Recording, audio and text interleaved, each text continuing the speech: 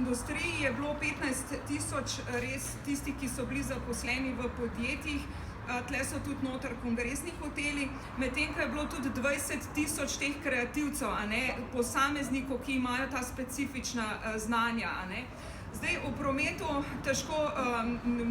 nimam tega podatka, se opravičujem, lahko tudi posredujem, bi pa rada še enkrat poudarila, da izmed tega jih je skoraj 40% teh zaposlenih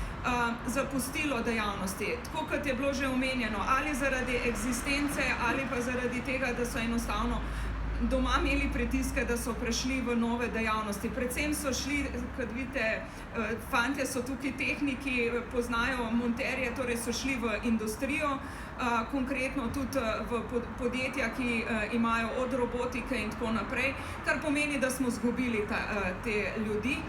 Po drugi strani pa, kot smo že predstavili, 65% ali več je bil upad teh prihodkov,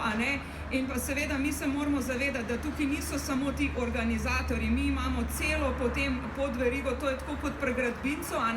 dobi recimo za zgraditi ali neko naselje ali kakorkoli, zadaj ima pa milijon podizvajalcev. In to pomeni, da je ta industrija res velika, pa predvsem pomembna, tako kot je tudi bilo že omenjeno, ne samo za gospodarstvo ali pa za ta druženja, tudi športni dogodki, tudi glas gre skozi vse te aktivnosti, tudi vas,